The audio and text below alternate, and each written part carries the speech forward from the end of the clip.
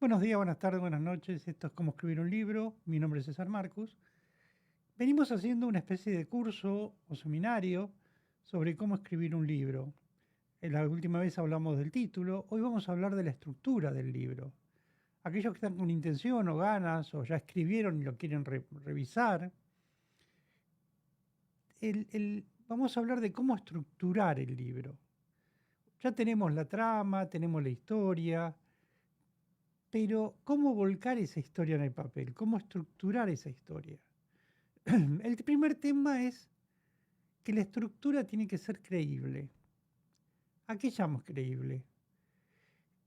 La obra tiene que tener una sustentación real, aunque sea de ciencia ficción, aunque sea novelada, pero tiene que dentro de esa ciencia ficción, tiene que tener cosas realizables, posibles, aunque sea la fantasía más increíble. Por supuesto, uno es escritor y va creando una historia, pero en esa historia es imposible, es muy probable que el autor quiera poner cosas propias, que la va a hacer, pero para poder respetar al lector tiene que ser agarrarse de la realidad. Y cuando decimos agarrarse de la realidad es, Superman vuela, sí, pero hay una historia de por qué vuela. Hulk se pone verde, sí, pero ¿por qué se pone verde? Flash corre a gran velocidad, pero ¿por qué? Es decir, el lector, por más fantástica que sea la historia, o por más irreal que lo sea, va a querer tener sustentabilidad, querer tener algo creíble dentro de la historia. ¿Por qué? Porque si no le explicamos por qué vuela, o por qué se pone verde, o por qué corre rápido, es como que se queda con algo que no tiene sustento para él. Eh, de esta forma el lector va a creer la historia, va a entender la historia, eh, porque si no, no lo va a seguir leyendo, no va a seguir leyendo la historia, se va a quedar ahí. Eh, entonces los planteamientos que hagamos en esa historia, en esa estructura, tienen que ser transparentes para que el lector los pueda seguir. Otra de las cosas de la estructura del libro es que tiene que tener un hilo conductor. ¿Qué quiere decir esto? Que si vamos a contar una historia, sigamos con esa historia. Muchos autores que quieren volcar muchas cosas se apartan de la historia principal, salvo que creamos una segunda trama, una tercera trama. Una novela tiene 4 o 5 tramas diferentes, pero que se van hilvanando, no quedan descolgadas. Eso se llama hilo conductor, que va siguiendo el personaje principal, conoce una chica, hay un asesino de por medio, pero siempre hay una historia que va rodeando todo eso, que va llevando al hilo conductor, que va conduciendo la historia. Cuando queremos poner cosas políticas, sociales, religiosas en la historia, tenemos que fabricar circunstancias, diálogos, encuentros, si no queda muy descolgado. Entiendo que que el escritor quiere volcar sus sentimientos en el libro y está muy bien, pero que tenga una coherencia. Eh, Cuando uno escribe algo que en el texto tenga, salvo que estamos hablando que no sea un ensayo o una tesis, eso es diferente. Pero si estamos hablando de una novela o un cuento, no conviene poner muchos datos porque no sirven. No conviene un análisis de un tema.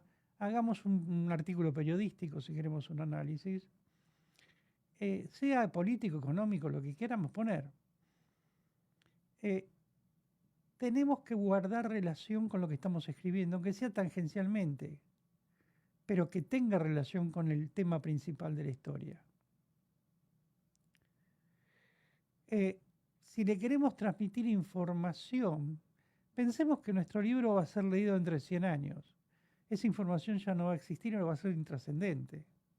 Si queremos informar al lector, escribamos un artículo periodístico. El libro no tiene que tener tiempo y espacio concreto. Tenemos que hacer que esa historia pueda ser hoy, mañana, en México, en Estados Unidos o en España. No importa el lugar y el tiempo. Sí, la vamos a ambientar en un lugar, pero que sea, siempre pensemos que la van a leer dentro de 100 años.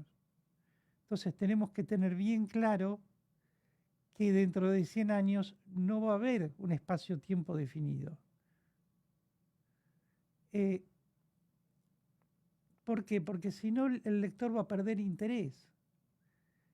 Si le quitamos protagonismo a la historia y le ponemos una historia alrededor con otros personajes, el lector, al no entender lo que está pasando, se va. Yo comprendo que es difícil, es un esfuerzo grande escribir un cuento, una novela no sé ni hablar, pero debemos transformar en un contenedor, no transformarlo en un contenedor de opiniones, sino en una trama, en una historia. Los diálogos dentro de la estructura del libro. Esto ocurre cuando el autor intenta que lo que ha escrito le quede claro al lector. No menospreciemos al lector. El lector es tan inteligente o más que el autor y va a competir contra el autor. ¿Por qué? Porque va a buscar que el autor adivinarle al autor el final de la historia. En esa competencia, el autor tiene que ser lo suficientemente hábil como para dejar ese final escondido en la trama y no dejar que el lector lo adivine. La vez pasada hablamos de un caso concreto que es Agatha Christie. Las historias de Agatha Christie nos muestra todos los personajes, pero nunca sabemos quién es el asesino. Entonces, ese es el objetivo y eso es lo que atrapa al lector.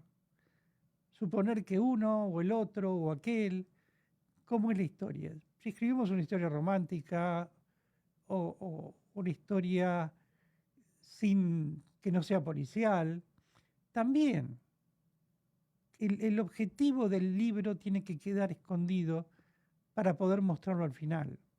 Que haya un suspenso, aunque sea romántico. Pensemos en La Cenicienta, qué sé yo, que el príncipe va buscando quién le calza el zapatito hasta el final. ¿Por qué? Porque nos cuenta la historia de la vida de la Cenicienta y nos van llevando hasta la historia del zapato. Entonces, cuando escribimos un libro, aunque sea romántico como este, tenemos que tener en claro eso. Romeo y Julieta, por ejemplo, nos va contando la historia de dos familias opuestas políticamente, los Montenegro y los Capuletos. ¿Por qué? Porque a través de la historia romántica va contando la historia de Verona, que era un reino. Entonces, en eso hablo, es decir, ¿podemos contar una historia política? Sí, pero a través de una historia romántica también. Pero el final va a quedar escondido hasta que llegue.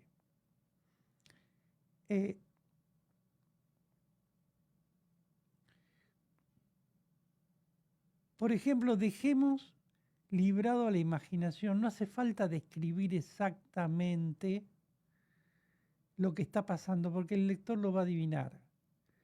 Yo no me imagino a Superman diciendo me voy volando, o a Flash me voy corriendo, porque es lo que hacen. No lo tengo que decir. Entonces, el lector, si le ponemos eso, es como que le estamos faltando al respeto, porque sí, sabemos que Superman se va a ir volando. Es lógico, porque esa es la virtud del personaje.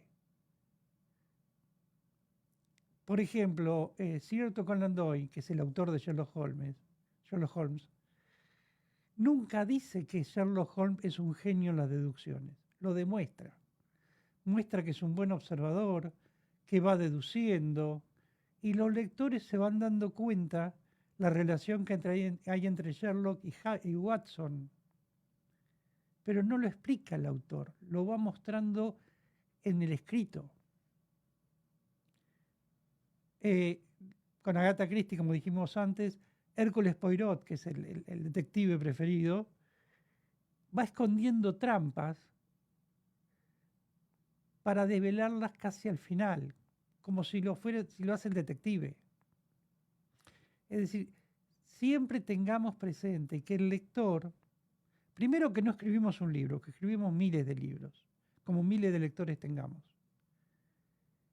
Y no es lo mismo leer un libro a los 15 años que a los 30 o a los 60. Entonces, el mismo libro va a cambiar, porque cambia el lector.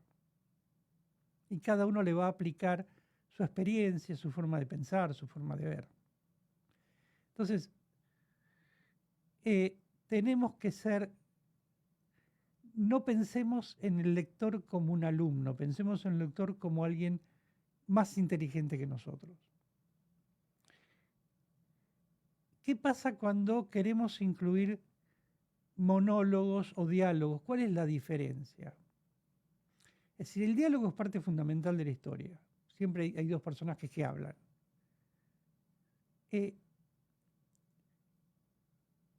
Cuanto más larga la historia, más diálogo vamos a tener. Por ahí en un cuento corto el diálogo casi inexistente, porque lo estamos relatando. Pero en una historia larga vamos a tener personajes que hablan entre sí.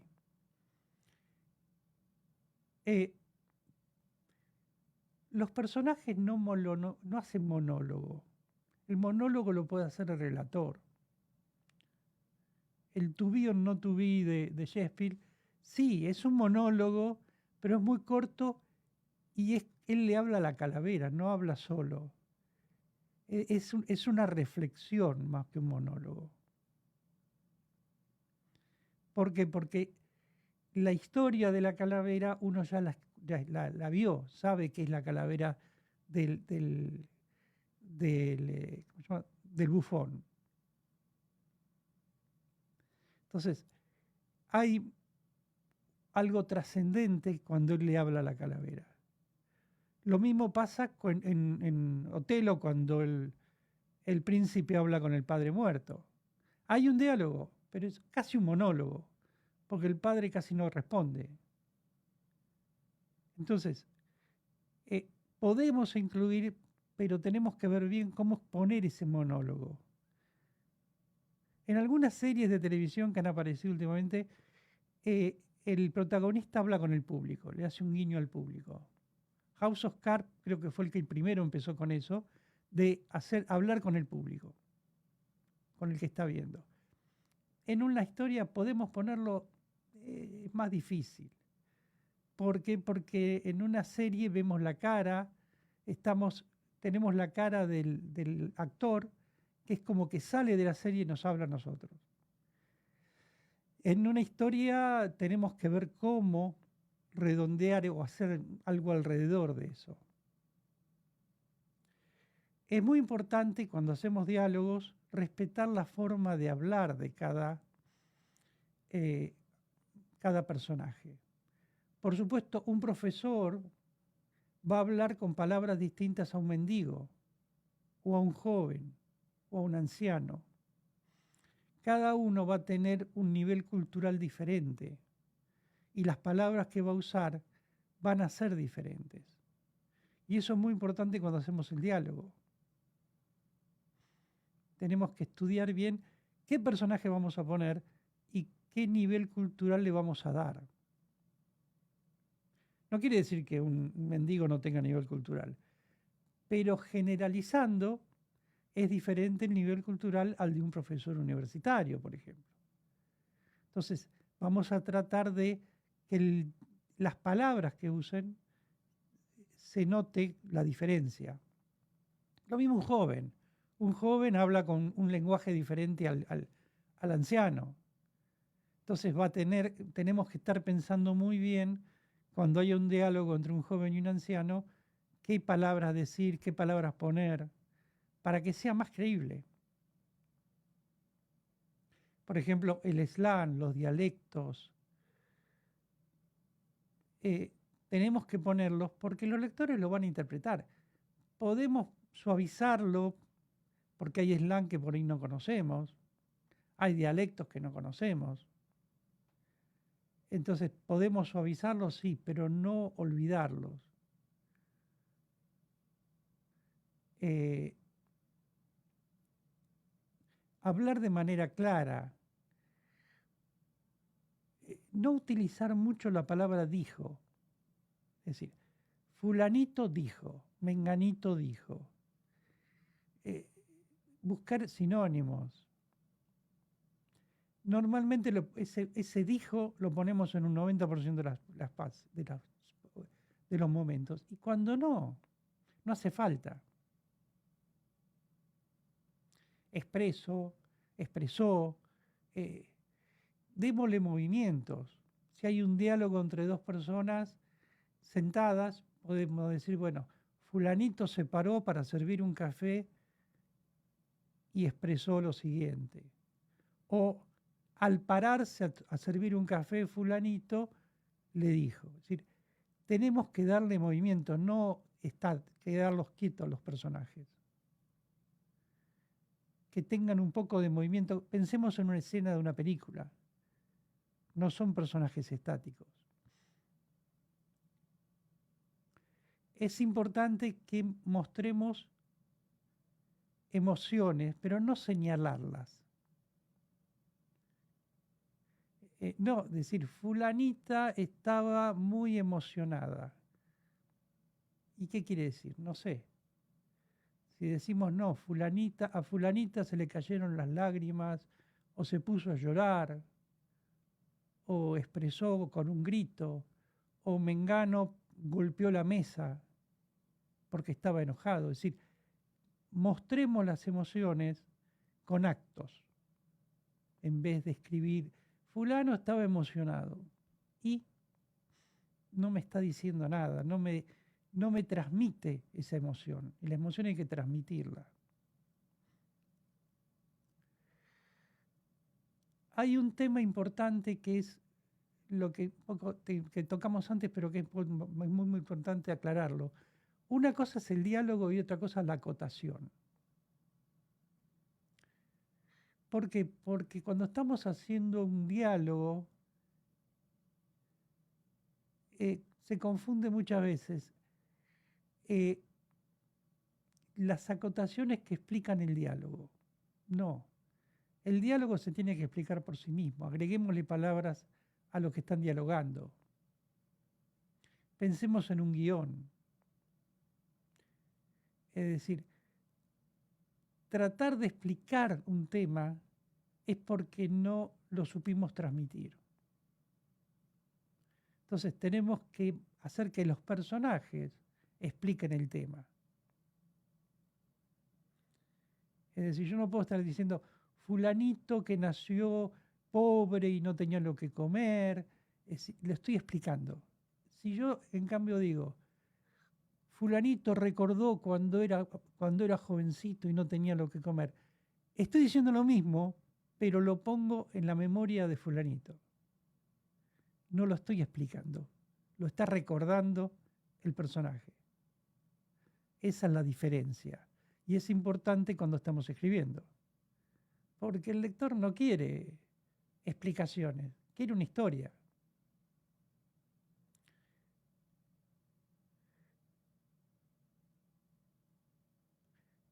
Otra de las cosas que ponemos es que, bueno, estamos contando una historia que el protagonista estuvo de viaje por África. Y estamos contando que vino de África. Entonces después, en un momento dado, el protagonista dice, sí, este sombrero lo compré en África de que regresé hace 2 días. Ya lo dijimos. Entonces no lo digamos, déjalo que el personaje lo diga.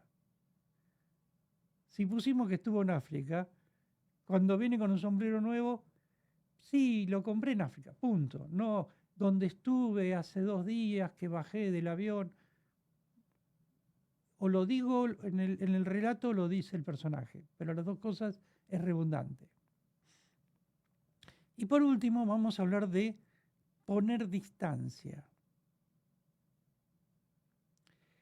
Una vez que terminamos de escribir un diálogo, una historia, un relato, pongámoslo a dormir. Es decir, dejémoslo en un cajón. Una semana, un mes, un tiempo suficiente para que nuestra mente se olvide del tema y podamos releer el escrito como un lector hasta que nos sorprenda incluso. Oh, mira lo que escribí. Y podemos corregirlo en base a eso. Si intentamos corregirlo apenas terminamos de escribir, no sirve, porque la historia está fresca. Entonces, la idea es dejarlo dormir, como decimos, para no estar metido en la historia, porque no vamos a poder juzgar la historia, porque la terminamos de escribir. En cambio, si la vemos dentro de un mes, vamos a poder darle un vuelco diferente, leer los diálogos de forma diferente, como un lector que ya conoce, por supuesto lo escribimos nosotros, pero vamos a poder ver desde afuera algo que no podíamos ver desde adentro. Entonces, analizar la comprensión, la valoración de los textos, eso es muy importante una vez que tengamos escrito toda la historia. Gracias.